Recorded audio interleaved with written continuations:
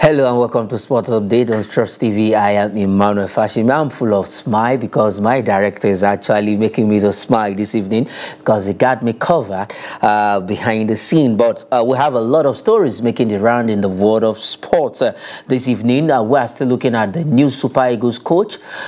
Someone said, like I said in the morning, on the morning show, that the NFF actually employed Bruno Labbadia nicodemously in a Nicodemus way, but I don't know what the person means by that. But the thing is, the first story this evening is the new Super Eagles coach Bruno Labbadia set to name foreign assistant, and part of those foreign assistants that is going to be named will have Olaf, a man who has worked with him for quite some years, though he is now working on his own with another club in Europe. I have Monile Lasson, in-house analyst, joining me on the show this evening. Welcome to Sports Update. Thank you. Good evening. It's always a pleasure to be here. Thank you. Now, I know you were surprised when the news broke out yesterday, Bruno Labbadia, because we actually talked about the Super Eagles coaching job on the show together. I know you were not expecting a name like Bruno Labbadia to be named as the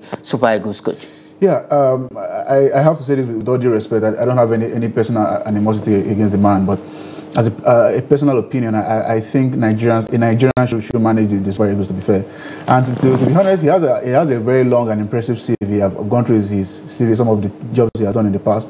But I think we have come to a place where in Nigerian, we have, in my opinion, lots of talent that can manage the Super Eagles, and we have to come to a place where our players, both foreign and local base, respect the head of whoever is chosen to coach the Super Eagles, and not just look around and say, oh, unless we have a foreign coach, the players might not respect him. I think that's not good enough.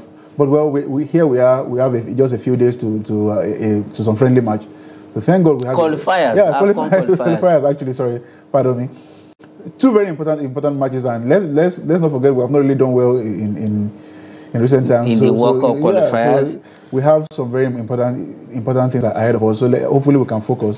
And of course, when a coach is coming in, bringing in his assistant, you want him to bring in somebody he's familiar with, somebody he's comfortable with, somebody who understands him, who they can work together. So hopefully these are the people he's bringing in, and then they're able to bring us results. At the end of the day, if we're getting results, nobody will care whether it's foreign coach or not. Okay, but somebody made mention of something that there might be a language barrier. But from what I understand, do you think there's going to be a language barrier? Because Germans also speak English fluently. Well, I don't think there will be a language barrier. The German footballers, the German football players, football managers that we all know and familiar with, a lot of them speak very, very good English, even before they move to English-speaking countries. And I understand that Germany, I think roughly about 30 to 40% of their population actually speak very good English. I don't think there will be a language barrier. And even if there is a language barrier, I mean, Javier Renard, the French guy, coached Saudi Arabia, and he had an interpreter with him who was getting the job done. So, who cares? Okay, we're still dwelling on the Super Eagles before we move to the next story quickly. Yeah. The choice of a foreign assistant. I know a lot of persons wouldn't want to support the names like Olaf and the Olaf I mentioned has actually worked with him. Yeah, the tricky thing with the assistant coach or your backroom staff, you want people you are comfortable with, people you know, people you can work with, people you probably worked with over the years. There's a certain level of chemistry, a certain level of understanding that's good on there. Again, like I've said, I personally do not want a foreign coach, but he's here. For example, our man just got back from his ban. The first name that came to my mind was Samson Siasia. I mean, give him a kind of an easy flow back into management. Something like that would have been great, and it could also be like some sort of a future plan. So if this guy comes in, maybe he stays for like a year or two, maybe more, then we can ease in another Nigerian who is probably have become familiar with the players. But of course, your backroom staff have to be people that you are comfortable with. I mean, your director was making you laugh some few minutes ago. It's because of the chemistry that is going on. Yes, of course. We all need that. All right, let's see what Bruno Labbadia, those who appoint as assistant. He is going for foreign assistants, and I made mention of Olav and Co. These are some of the names that popped up. Those guys have actually worked with him in Darmstadt, Bayer Leverkusen, VfB Stuttgart, all in German Bundesliga. All right, moving ahead on the show this evening, we'll go straight to Lima, Peru. Yes, we are doing well. We on day 2 of the event. You know, actually is day 1 in Nigeria here, but it's day 2 already in Lima, Peru. We have 2 of our Nigerian athletes who have made it to final, the long jump final, and then the 100 meters women's final. That is Ochunogo in the long jump final, after she also got to the final in Paris 2024 Olympic Games.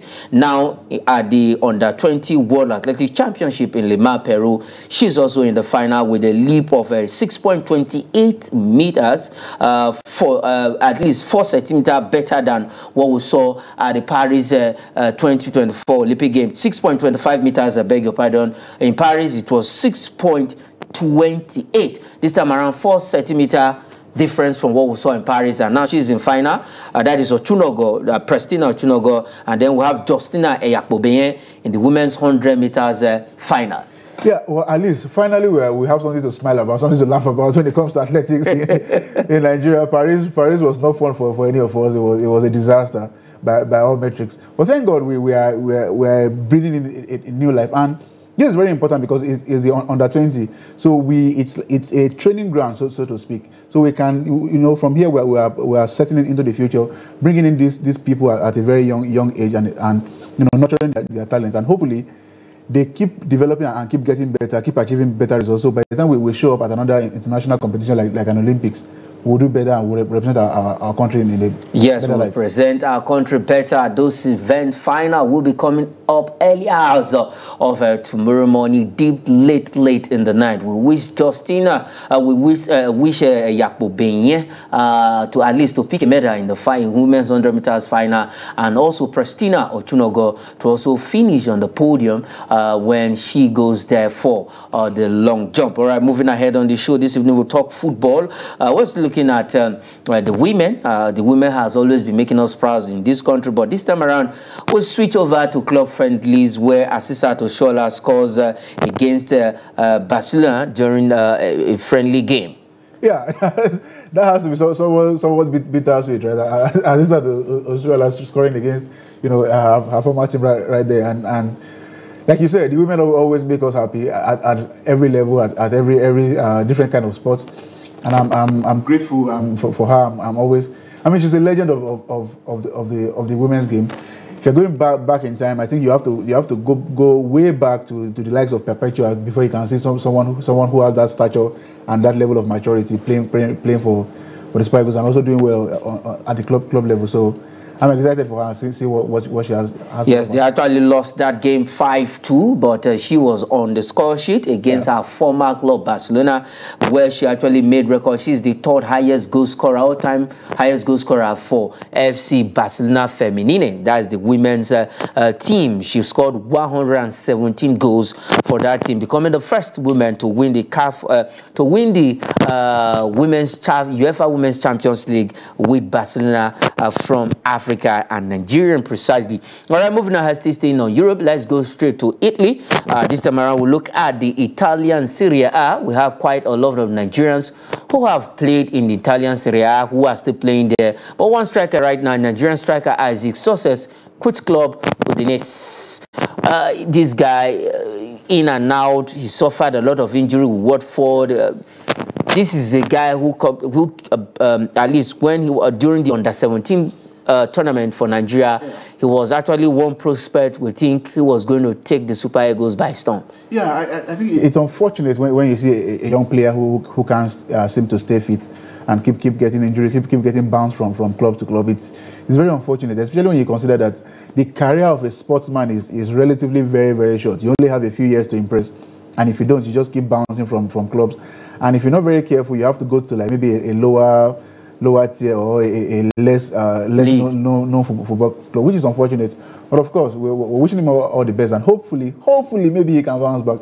Unfortunately, we've had these stories too many times of people who did well in the under 17, did well in the under 20, but when it comes time to meet up with the big boys, they don't seem to have what it takes. They just fizzle out and their career nosedive. But for his success, injury was not really helpful to him during his playing days in Watford, that is the English Premier League, and they also played in the Championship before he was shipped out. But at the end, Udinese, he quits that club. Let's see where he will be playing June. At least the season has started. Let's see his next destination. But this evening, let's look at today's fixtures. We have games coming up in La Liga. Yesterday, there were games in La Liga where Barcelona came from behind to beat Rayo Vallecano 2-1, and we have games tonight, the continuation of La Liga games, match day 3. We have Athletic Club against Valencia, who has lost 2 games this season. Real Valladolid against Leganés. We have Meru in that club, and surprisingly, his name was not listed for the Super Eagles. We have Atletico Madrid at the Wanda Metropolitano, who welcome Espanyol, a team from the España region in Barcelona. They are close to Barcelona. We have Real Sociedad against Deportivo Alaves. Quite interesting games. Athletic Club against Valencia. At least Athletic Club have started the season well, but they lost to Barcelona in their match day 2. And against Valencia, who has lost, who has not even won any game this season. Yeah, unfortunately so. But Valencia seems to be on the way down in recent years. But that's actually, whatever happens, that's the kind of matches you want to watch, right? These are teams that seem to be to some extent on the same par. So you like to watch teams that may not necessarily be top teams, but they're doing very well. And then their style of play and then the level of their players seem to be on similar levels. Those games give you very interesting outcomes, and they are always very high intensity. So I'm looking forward to a match like that. To be honest. Yes, those games will be coming up tonight, and as we speak, some are about to start, and some already ongoing. Let's go straight to Germany, where we have the German DFB Poker. They are the winners of that particular competition. Tonight, they will play against a low-tier team, Karl Zeiss Jena, against Bayer Leverkusen. And surprisingly, we might just be seeing Victor Boniface getting some action before joining the Super Eagles. Yeah, I will not be surprised again if Bayer Leverkusen wait to concede and then come up in the 88th minute to start performing some wonders and some miracles. But of course, we expect that they should be able to nick this one through. Okay. And hopefully our boys get some actions. Yes, of course. Victor Boniface, we expect to get some action where Xabi Alonso is doing well. Yes, we have a lot of transfer this evening. I will start with this one. Surprisingly, nobody saw this one coming. They enter into the race and they got it right. Liverpool completes Federico Chiesa deal from Juventus. And nobody saw this for Federico Chiesa going to Liverpool. Yeah, nobody saw it coming. And I mean, Chiesa seemed to have other suitors, but I think it didn't work very well. But then for Liverpool, this is kind of like their first serious signing this summer. I mean, coming in with a new coach, you actually expect them to do some business, but they seem to have dragged up to this point. But it hasn't really affected their play. They seem to be playing very well. Well, hopefully this guy comes in and then gives them some leverage. There are also rumors that Arsenal might be coming in for Darwin Núñez. I don't know, maybe that's part of the reason why they had to just buy this guy. Okay, let's see how it goes. If Arsenal get Darwin, then it will be a good one for Federico Chiesa. Moving ahead on transfers, we look at these. Newcastle United, Man United, both of team eyes Everton forward Dominic Calvert-Lewin. This guy is a very fantastic striker anytime. But Newcastle and Man U going ahead for this young man. If you are his agent or whoever, which of the two will you pick? Honestly, if I was advising him, I would say neither. And my reason is very simple. You have Højlund and Zexi in Manchester United. You have Isak in Newcastle. Yes, of course. Is there really a chance that Calvert-Lewin, with all due respect to Calvert-Lewin, I mean, he's a brilliant footballer, but is there any hope there that he might actually nip any of them? Maybe he should consider a team that actually needs a striker. To be fair, he's a fantastic footballer for his standards, but maybe you don't want to be second or third choice at this point in your career.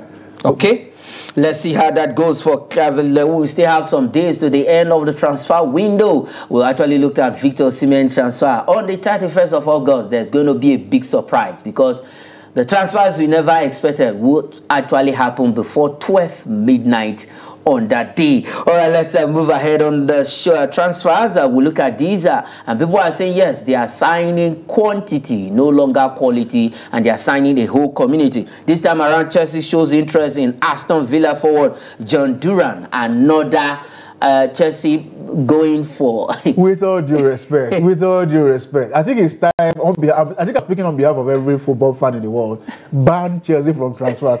They don't seem to know any other thing to do than to sign players. I mean, you saw a video of their training ground, their gym. It's a mess. There are players everywhere. There are over 40-something players already right now on their books, and their coach is claiming, oh, he's only working with about 20 of them or thereabouts. So if you have 20-something players to get rid of, why are you still signing more and giving them these long, insane deals? Now they want to get rid of Sterling, and Sterling is asking for 70 million to pay him off his deal. I don't think this is a smart move, to be honest, and I honestly don't understand why any young player is moving to Stamford Bridge at this point. Okay, all right, Chelsea, they are signing quantity, but not quality. They need the quality, they need the quantity, whichever one they want. John Duran, let's see if that deal will go through before the transfer windows shut down on the 31st of August. Roma, let's go straight to Italy. Roma ready to sell Tammy Abraham. I believe the coming in of when this guy went to Roma under Mourinho, there was in fact, it was a beast. Let me use that adjective. It was fantastic. He got the goals, he was up and running, and Mourinho got the best out of him.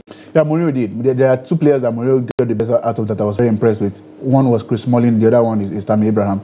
And for someone who like that, who has so much future, so much brightness, I actually was expecting him, maybe he might, get picked up by one of those so-called big teams, but unfortunately it hasn't really worked out for him since Mourinho left. And I guess maybe the new coach De Rossi doesn't really maybe favor him that much, different tactics and whatever. But of course, we wish him good luck wherever he goes. Maybe he can come play for Manchester United. Well, let's see if he comes to Manchester United. He's not left for was it Eric Ten Hag, to actually look at the way of Tammy Abraham. The last one on the show. I will not allow you to react to these before we go. Bayern Munich, Borussia Dortmund monitors Manchester United winger Jadon Sancho. Okay, you have 10 seconds or 20 seconds thereabout. One sentence: Jadon Sancho has to leave and he should go back to Dortmund. That's Dortmund? It. Yes. Why not Bayern? Not Bayern, Dortmund. He's loved at Dortmund. He did well at Dortmund last season. So he should just go back there. That's obviously where his heart is.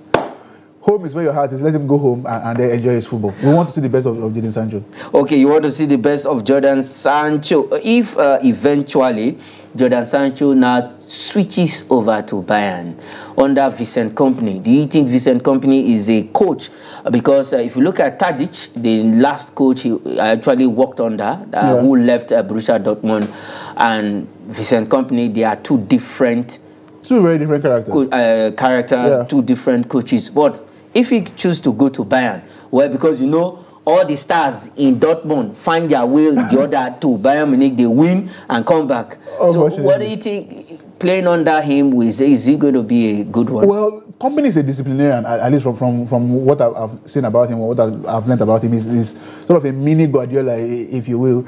And if Jadon Sancho is getting angry that Ten Hag is complaining about his fitness, he better just stay away from Bayern Munich and stay away from Kompany and just go back to where he's loved and where he's respected. Okay, all right, go back to where he's loved and respected. That is the yellow side of at the Iduna Park Stadium in Germany. That is where we'll be leaving it on the program this evening. That's all, Manile. Thanks for joining up on the show. It's good having you on Sports Update. It's always a pleasure. Thank you so much for having me. All right, that is it on the program. I am Emmanuel Fashimi. Say thanks for watching.